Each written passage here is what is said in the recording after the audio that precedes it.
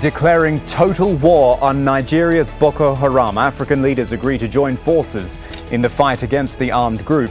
But what determines their strategy? Is it defeat or dialogue when dealing with so-called terrorists? Negotiate now or never? This is Inside Story.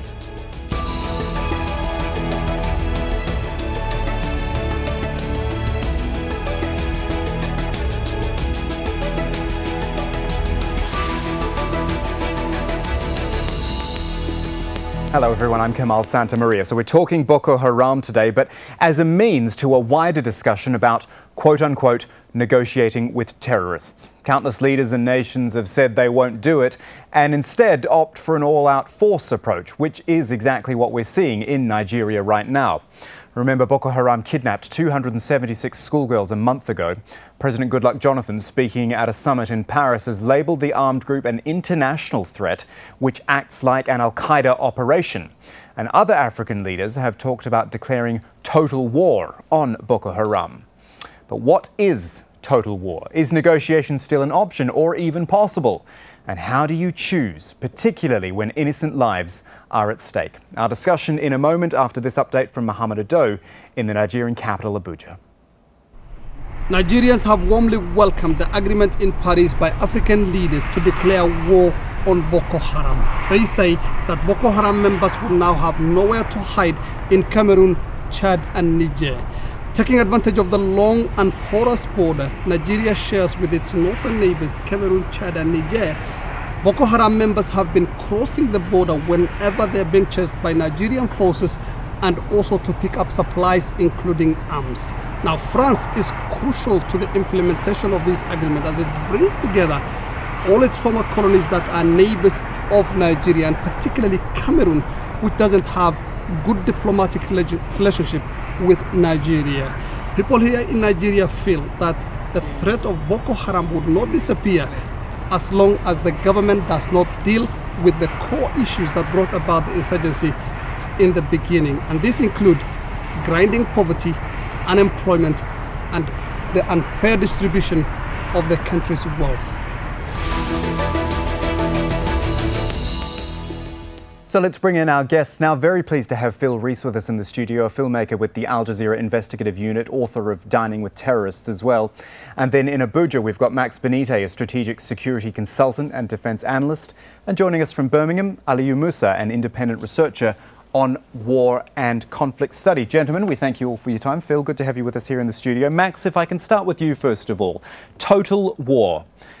A, I'm not sure if we even know what that actually means, but B, do you think it's the right decision? It is an excellent decision in the right direction. When the international community agrees that there must be a total war declared, first of all, what created such opportunity? The American government has designated Boko Haram an international terror group and has even issued a bounty of 7 million if the leader Abu Shakal is caught. And Nigeria on its own part have in the past, after the meeting of regional security directors in November of 2011, agreed on jointness in the patrolling of the border. But what was lacking is a total policy framework that could have allowed Nigerian troops to move into Cameroon and be able to dislodge Boko Haram without it being considered an act of war. Therefore, France or Holland and the French government did the right thing by bringing the Francophone nations that border Nigeria to discuss how to deal with this. Because if it is not Nigeria today, it could be Cameroon tomorrow, it could be Chad, it could also be Niger Republic, as we have seen the same problem happening in Mali and the Al-Qaeda Islamic Maghreb. But therefore, Nigeria is not immune to this sorrow. But one thing I will point out, and I might actually put this to Aliyu in Birmingham, Francois Hollande himself has called this a surprisingly efficient fighting force. This would be going to war with a group that has proved itself, Aliyu, to be effective and a group which targets innocent people effectively as well.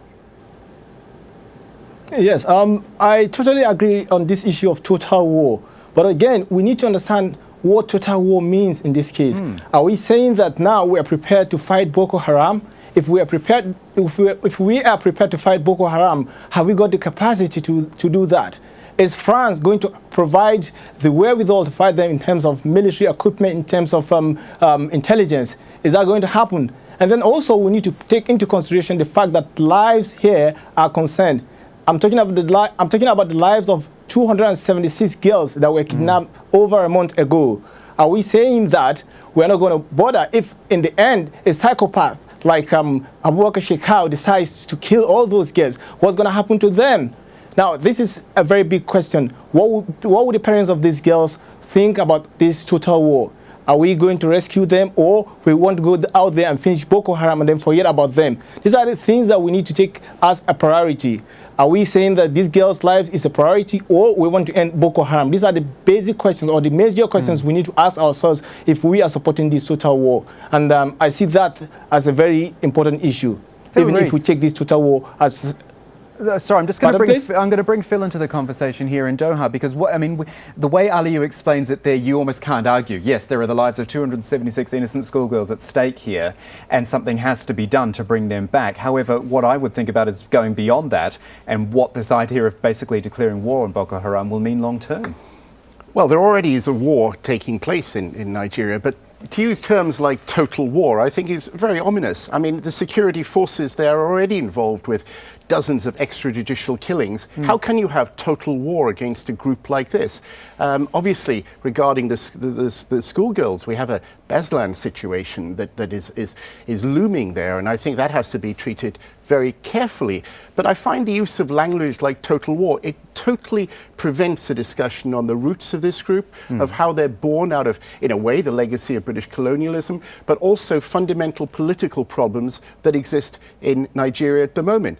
And if there is total war and some kind of extermination takes place, those political problems will not be solved, and in fact there will be civilians killed, there will be many people who will turn their sympathy towards Boko Haram, and I would even argue that what Boko Haram want is total war, because it suits their purposes. But similarly, how do you negotiate with a group like Boko Haram? This is a group which kills, or has kidnapped these girls, has randomly killed hundreds of other people, and whose demands might be considered as unreasonable. How do you go to the other, maybe not the other extreme, but how do you bring in the idea of negotiating with them?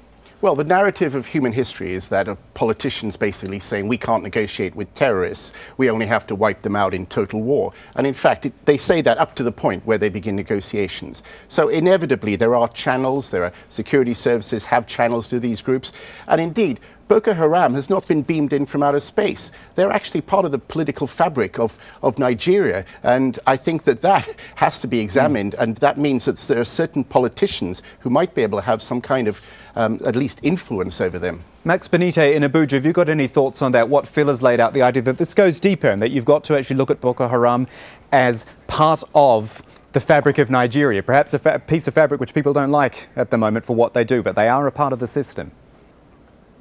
Well, you cannot discountenance that, but we also know the role the Western organizations played in dislodging of Libya. We are also aware that some of the weaponry being used by Boko Haram can be traced from Libya. But what total war means is that since Chad, Niger, Cameroon, and Republic of Benin has agreed to be part of this international coalition, it means that their country is no longer safe for Boko Haram to operate from. It means that the Boko Haram will now know that there is a concerted effort by the international community to trace their financiers, to trace their footprints. Therefore, they must come to the bargaining table. I agree that right now, the most important thing is the rescuing and release unconditionally of those innocent young children. It is also very imperative that the international community, through the United Nations, can begin to look at the guidelines on how to help these young kids who have suffered serious PTS. We need the psychoanalysts to be on ground. Now, going back to trace the records of governance and lack of infrastructure in these areas, one of the speakers is quite correct. It can be traced to the era of British colonial issue and the French colonialism in Africa. Of course, but in the modern day today, we know also that some people found Osama bin Laden to be a hero. We also know that there are the wrong narratives of the good religion called Islam, that some people have hijacked it and made it appear as if that is what is obtained. We also know that there is Al-Qaeda in Islamic Maghreb within the shores of Algeria. We also know that there is Ansaru, there is also Al-Shabaab, and contrary to what is being said that it is an organic terror from Nigeria, no, it is an international activity. We are seeing it now in Kenya. If not Kenya, tomorrow it can also be Uganda. But what is particularly of note is that the same Boko Haram is beginning to emulate that of the Lord Resistance Army operating in Uganda by abducting children and radicalizing them. I was a veteran of the Nigerian Civil War. We were the first child soldiers on ground. And I do not want to see this happen in my country called Nigeria. Therefore, the international community is very correct. And the Nigerian president has taken the initiative and have asked for this help. Right. What help can the international community give Nigeria? It is purely on artificial intelligence and not sending boots on ground. Right. Max, I'm going to bring Aliyu back into the conversation from Birmingham. Given some of the arguments or some of the ideas that both Max and Phil have laid out, do you think Boko Haram was ever a group that could have been negotiated with here? Well, the important thing is to find out exactly what are we negotiating on. Remember, one of the things they wanted to do was they have this kind of distorted understanding of Islam, which we need to understand exactly that this is not exactly what Islam is all about.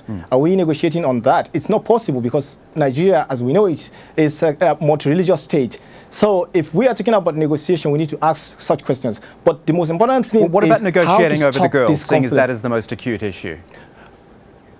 Okay, if we are looking at that, we can consider that seriously because it's important now we start thinking of, the most important thing today is that the military in Nigeria hasn't got the capacity to fight Boko Haram. We know of frustrations among soldiers, we know of demoralization among soldiers, and we know of what is happening over there.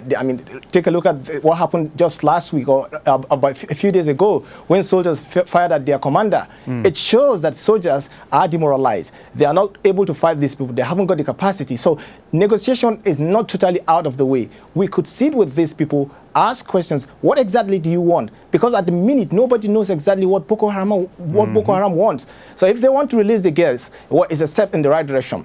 Because definitely the girls, we want to have the girls back alive, unless we want to sacrifice them. But also, I want to take us back to the fact that it is not just these girls that have been kidnapped. Several times in the past, boys were abducted and conscripted. Girls were kidnapped maybe in 4, 5, 6, and so on. Some of them have escaped to come back and say they wanted to die because of what they've seen over there.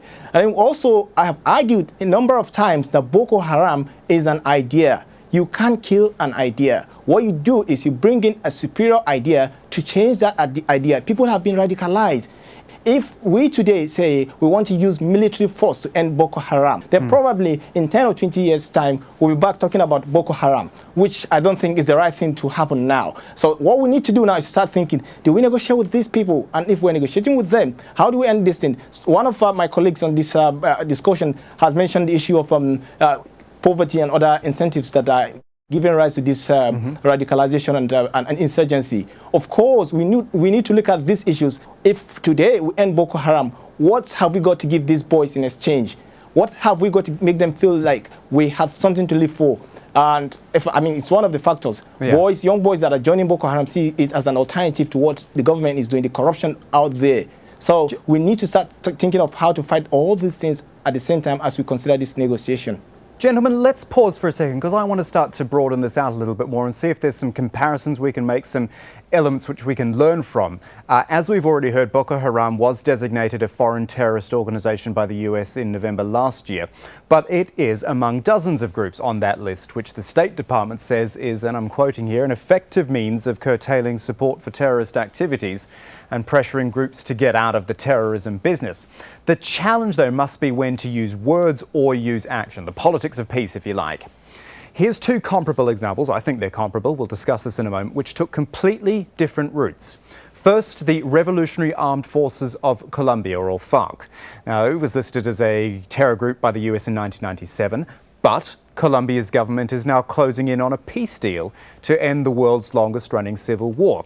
Then you've got, say, something like the Liberation Tigers of Tamil Eelam, the Tamil Tigers in Sri Lanka, also classified as a terrorist group back in 1997, but eventually defeated, overrun by government forces in 2009 after a civil war that lasted more than 25 years there. Phil Rees here with me in the studio. I think there's sort of comparable sorts of ideas. In the case of FARC, it has arguably worked, or it is on the path towards working. Is it that the demands being made there were more reasonable than what we're seeing in Nigeria, for example? Well, I mean, for many years, of course, the FARC had tried to negotiate with the government, and when they did enter the political process, their members were executed by groups linked to the government.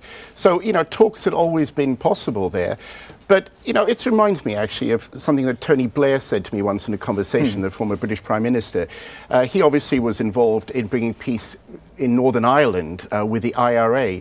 And he made a distinction between what he called groups that you could negotiate with, all right, and what he regarded Islamist groups that somehow were involved in a violent eschatology. They were just wanting to end the world somehow, and they were completely mad. And I think that's a false distinction. I mean, most of these Islamist groups have political causes. They emanate, much like the liberation struggles of that were inspired by socialism after the Second World War. They've embraced Islam as a liberation theology almost, all right? But the causes of much of their fighting, the reason why they're doing it is because of grievances. So I think that any conflict actually can be framed and said, certainly a conflict that's sustainable. I'm not talking about a small group of people who simply kill,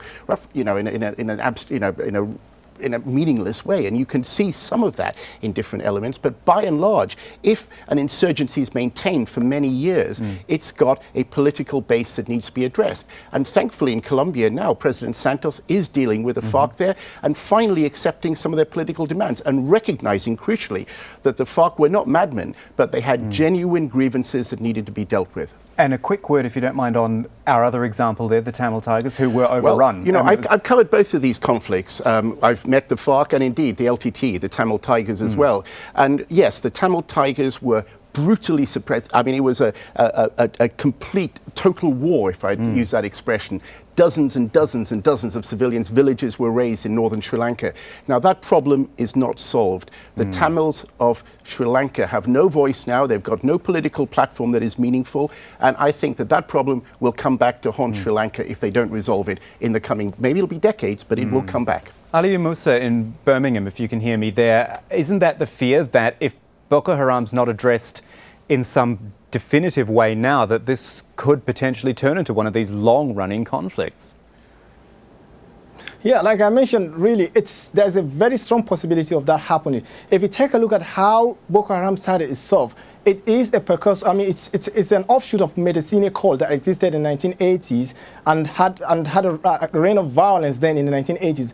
It was crushed. It was thought that was the end of it, but that idea kept brewing and brewing and brewing until we got to where we are today. So if today force is used to crush Boko Haram like it was used in 2009, then there's a possibility that we're not going to completely end it. What we'll do is we'll suppress it for probably 10, 15 years, and then we'll be back talking about it tomorrow. So the best thing to do is to look at all options on the table today. How do we look at those grievances that my colleague mentioned? What are the grievances that Boko Haram actually have that are legitimate? Then deal with those. Probably if we start addressing those grievances, then we'll be addressing the problem itself, because using this kind of fire brigade approach of total war, hoping to end it, is not going to take us anywhere. It's not going to take us anywhere. It will just take us to probably one step that will probably a step forward today, and then probably 20 steps backward in the future. So I think the best thing is to start looking at all options on the table. Okay, gentlemen, hold on a moment. Max, I'm going to come back to you in just a second, because there's another example I want to draw in here, because when it comes to negotiating, nothing's been perhaps as back and forth as the situation with the Taliban since 2001. Just have a quick listen to this, a bit of recent history about what the Taliban, the Afghan government and the United States have tried and largely failed to achieve. After the 9/11 attacks, the plan to deal with the Taliban was simple: remove it from power by force. That's what the US and its allies did. But long term, it didn't necessarily work. The Taliban returned as an armed group, fighting NATO and the government of President Hamid Karzai, until the latter finally conceded that for Afghanistan to move forward, it would have to talk to the Taliban at some point. Such concessions even went as far as the Taliban opening an office here in Doha last June. Not that that lasted long either. This sign outside the office read Maktab al-Sayasi Emirat Afghanistan al-Islamiyya, or the political office of the Islamic Emirate of Afghanistan.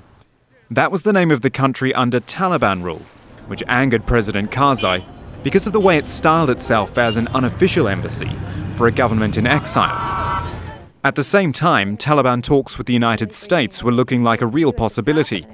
But the dispute over the Doha office name soon put an end to that too. It was closed a month later, and despite more recent attempts to arrange a US Taliban prisoner transfer, the idea of talking to the Taliban has remained just that, an idea. Max Gbanite in Abuja, what I was trying to point out there with that report is that for years it's just gone back and forth. We talk to them, we fight them. We talk to them, we fight with them. Is this why you are so pro the idea of this quote-unquote total war? It is a strong line, it is unequivocal, and it has an end goal. Well, first of all, permit me to go back to Aliyu's comment of the incompetence of Nigerian army. I beg to differ with that. Nigerian army is in Somalia, doing what US couldn't do in 1993. Nigerian army partnered with France in Mali to stabilize the country. Nigerian military showed its capability in Liberia and Sierra Leone and have been part of the peace support community of the world. But what has happened in this particular case? We must be very careful. Fighting asymmetrical warfare is a very, very difficult thing. It has been proven in the Palestinian area of Israel. It is proven in Afghanistan, and that war is still going on. Now, to say that Nigerian government, that the Nigerian military cannot fight Boko Haram, what has happened to Nigeria is lack of ownership. I have said this time without number that the nation must own the crisis. Going back to the Nigerian Civil War, the good example then was that the entire nation, both Christians and Muslims, owned the war and insisted that the southeast section of the country, then called Biafra, must not allow to leave, thereby disintegrating the nation. Therefore, there was ownership of that crisis, and they succeeded. Okay. What has happened in Nigeria is that politicians and religious leaders have polarized the system, and rather than unite to fight Boko Haram as an entity, they are polarizing the sections of the country. Let us not forget that the British government in IRA thought that it was going to be a 6 weeks operation. It ended up being a 30-year operation, and negotiation or dialogue became the architecture of discussion. I'm sorry to interrupt you, just because we are running short of time, and I want to bring in Phil for a couple of quick, brief thoughts. One, that Taliban example, which I gave before. What I was trying to sort of say there, as you heard, is that's back and forth. And at least with what we're seeing in Nigeria at the moment, it would be, this is our path, we're going on it. Yes, I mean, I don't think that, governments should necessarily offer, concessions willy-nilly to armed groups like Boko Haram. But we've seen in the Taliban case that the United States and the West realize that talks are needed. They will happen, okay? And 5 years ago, nobody would have said, we'll not talk to the Taliban. The whole idea is disgusting. That's not real politics. That's not actually what will happen. The Taliban have no real incentive for talks now. They're doing too well without them. I mean, I think that's the problem. But the principle of saying we are closing the door to dialogue is a mistake for governments. Exactly, because they went down the path of opening this office here, which was a good idea in theory. It didn't play out because I guess there's so many vested interests on different sides. But again, the idea of talking along a semi-official diplomatic channel was there. Well, absolutely. I mean, nobody should be beyond talking to. I think that's the point, that once governments start claiming that they're not, I think that actually closes doors that should always be open. Phil Rees, pleasure to talk to you. Phil's the author of Dining with Terrorists, joining us here in Doha. And we also had Max Gbanite in Abuja and Aliyu Musa joining us from Birmingham. Gentlemen, thank you so much. And thank you for watching wherever you are around the world. We'd love to hear from you, of course, so please track us down on Facebook, facebook.com/AJ Inside Story. Also on Twitter, we are at AJ Inside Story. I'm Kamahl Santamaria from the whole team. Thanks for watching, and we'll see you again soon.